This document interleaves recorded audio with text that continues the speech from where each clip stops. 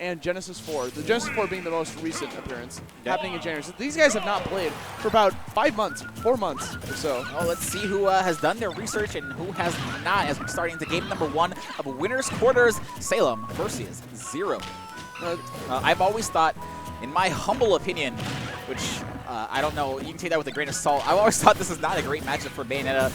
There's Diddy Kong players who agree, there's Diddy Kong players who do not agree, same for Bayonetta, but I can see why it would be detrimental towards Bayonetta. I mean, like, he has the banana peel in order to just throw at him kind of safely. He does it from such a long distance, he's not able to witch time it if he's too far away for it to actually activate. Yep.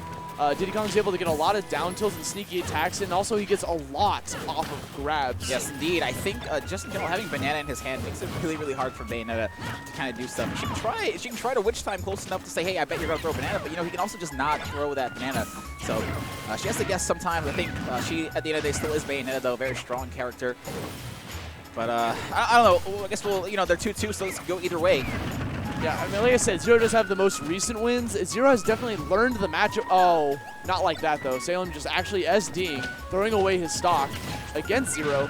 So this is going to be like a huge, like, when you're at a deficit against the likes of Zero, you're already at like a huge, like, disadvantage against this man. He's the best player in the world. Meanwhile, Salem, you know, considered top 20 on the PGR. So he's still like an up-and-coming player. Like, if you beat Zero, it's not. I think it's a little bit past up-and-coming. Yeah, sorry, up-and-coming was not the right term, but you know what I mean. Like, he still has to climb to be considered one of the best. He's definitely a demon that people have to deal with. Yeah. Well, down stock. Let's see how he adjusts to, you know, Zero. Now that Zero has the stock lead, I don't think he's going to be overextending, so I think finding a KO attack outside of a Witch Time is going to be a little bit harder for Salem. Maybe like a good Witch Twist combo, but I think even Zero might be past the point where a Witch Twist combo would work. Yeah, I think at this point he's just looking for back airs, and he actually lands one around the ledge.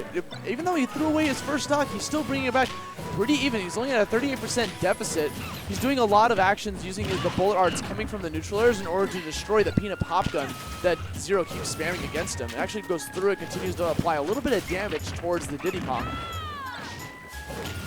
Now we have Zero once again. You know, same thing's happening. He's playing super safe, trying to stay back, shoot the peanut pop gun, and throw the banana peel. Meanwhile, Salem's just kind of camping him out just a little bit, just shooting as many bolts as possible, but he's the one taking more damage, Salem. Yep. Well, at the end of the day, you know, damage is always a good damage in this game. You're going to have that rage factor, and that can help and hurt Bayonetta depending on, you know, how much damage her opponent has. I think at this point, she will be able to get some combos. Oh, that Banana going to ruin that jab combo. That's a 20% he just lost. 20% Banana. It's the dream Banana. And Zero's playing super patient. Like I said, he's just chilling back, waiting for an opportunity to find an opening. And that's what you have to do against the likes of Bayonetta. Because the likes of Bayonetta, the scum. No, not like that. Jeez, Austin. No, when you're playing against someone who has the ability to witch time you, and like right there, like, that was super dangerous, but because Zero threw it from such a distance, he was actually not affected by it. I honestly think he was right outside that area of effect, so very lucky on Zero's part. He was really, really close to her. That was a very brave throw. Salem actually approached a little bit before he used the witch time. At the end of the day, like, even if he got witch time at this percent, it's very unlikely that he would get his stock taken. Yeah, he just would have taken damage. Salem using the Nair, the lingering lair to get rid of those peanuts. He's very slowly bringing this one back. Has Zero at 60% already. He started off the stock, you know, pretty far off. We actually caught him out of the neutral air, power shielding it. Once again, you know, the bullets coming out of the neutral air are destroying the peanut. And that's it. You got the simple banana peel into the forward air to solidify that stock. Zero is taking away game number 1.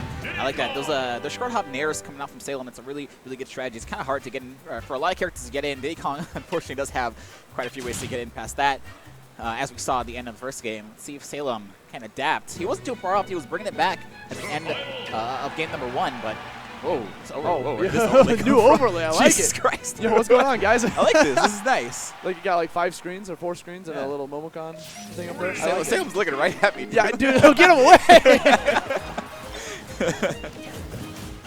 All right, so once again, you know, Salem might be able to do a better job here now that we're taking them to town and city. On top of that, you know, he did throw away a stock in game number 1, and he did SD. So I'm curious how it would have went down if maybe that didn't actually end up happening. Yeah, we will find out this game. This is also a great stage for Bayonetta for obvious reasons. Not even going to explain it. I'm sure you guys know by now. But I think Diddy Kong can also take advantage of, you know, those reasons. If anything, you know, the small blast zones are going to be good for both players. It's going to make the game go a little bit faster. Like, it's going to, people will be dying a little bit quicker due to the small ceilings. Bayonetta trying to get that small ceiling to work, hitting with constantly with this barrage of up air. Zero just wants to land onto the ground until he finally manages to touch base. All right, Sam with the lead. I wonder if he's gonna. Yeah, he's definitely looking like he's playing a little bit more patient. Gonna waste some of his witch time duration with that. You do get some invulnerability if you do witch time something, but man, I feel like he went for it just in case Zero was gonna charge forward because it would have caught him. I think some people just do it to do it. Honestly. Honestly, you're probably right. Okay, Salem looking for a grab, but Zero actually just ended up spot dodging it. I love that run off after running kick towards the stage. A lot of people catch a lot of people off guard because it's so fast and the hitbox is just so big. Zero's looking for an opening. Finally managed to land a grab, but he's the one at the deficit. I don't think Zero's worried too much, man. You know, again, it seems like Salem's playing very defensively. So, I was about to say Zero's not in any of danger of like getting hit by a KO attack. Until he went for the risky monkey flip. Yeah, he did a ledge cancel, so it wasn't that risky, but he jumped right into that back air afterwards. That was a great reaction by Salem. That could have been super scary. He's spamming rocket barrel boost to get back onto that stage. You saw him just kind of going nowhere. I don't blame him, dude. It's like, please, I don't want to die at 16. I don't want to die at 16. I like the cover. Oh, no, he's being taken for a ride. Zero trying to SDI that to the right, using his rocket barrel boost in a last-ditch effort to get back to the stage. I think the first forward air, he might have smashed the eye towards the left because he went super far. He's waiting for Salem to get back down on the ground. He's chilling back a bit. Zero actually on the approach now. This has been a great adjustment from Salem. This is looking like a completely different, like complete opposite of game number 1. An adaptation that I'm noticing from Salem is Zero keeps trying to throw the banana peel upwards to try to like do a short hop forward air, and every single time Salem's ducking or going for a down tilt, so he like ducks the entire attack. You know, because it's something you can do against humanoid characters, is go for like a short hop forward air and actually hit them because they're so tall. Yeah, must be nice. Waiting for Salem to get back onto the ground. He's just throwing the banana peel up there just for the sake of throwing it at this point. Salem's pretty content to not even play this game right now. He has the platforms, you know, he has great air mobility, so he's just gonna waste as much time as possible. Waste his time, 2017. Yeah, I mean, he almost got that up air until the bat within came into effect. Salem looking for that up tilt conversion off of the heel slide. Yeah, platform gonna save Zero from that. You see Salem trying to get on that ledge, but just went away at the wrong possible moment. That's a regrab, no punish from Zero. I've seen this before. Alright, yeah, that Zero finds an opening. Salem kind of put himself in that situation. He regrabbed twice, tried to go for the stage the third time, and honestly, Zero didn't really do much aside from punish accordingly. Yeah, it was kind of reminiscent of MVD versus Captain Zach, if you remember that game, where the Bayonetta was just camping the ledge constantly, and MVD couldn't come up with an answer. Zero immediately just responded with the down tilt in the back air. I thought for a second Salem had some kind of custom combo with that banana after the afterburner kick. Would have been pretty That would sweet. have been pretty cool, yeah. Salem's holding on to that peel, and he's actually content to circle camp onto the ledges while holding onto the peel. Okay, I guess he's going to throw it away. Because as long as he holds onto the peel, Diddy Kong's not allowed to spawn another one. Yep. It's actually a pretty solid strategy when you have a 100% lead. It does limit Bayonetta using certain attacks when she doesn't get any use of her aerials.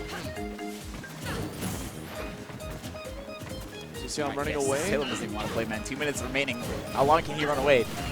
I mean, a timeout is something that could possibly happen. I saw it once at Collision 14. It could happen again. I think he really doesn't want to go 2-0 or go down 2-0 to 0 because it's really hard to mount that reverse 3-0 unless you're Nairo. Yeah, right. Or reverse 3-0 in general against someone like Flex Zero. Yeah. Salem, you know, tend to just like feint in, then double jump away from the scenario in order to try to like not initiate combat against Zero. Working out for him with 90 seconds left on the clock. This could turn into something. And something about Momocon makes people want to time other people out. It was all ever since last 2016. year. Yeah. It's like you said, it's an alternate way of victory. A little bit too slow on that witch twist, so no punish, but he's going to have some landing recovery when he lands. Zero not able to punish fast enough. Zero's going to have to figure out something very soon. Oh! Managed to punish the heel slide by going for the shield grab. Zero's starting to slowly close this gap in percentage, but Salem's content to camp that ledge. 40%. Oh my god, that platform almost ruined his day. That was crazy. I was scared for him for a second. I'm surprised he just barely got that invuln to go, the banana go through the invuln. Not on purpose, very likely.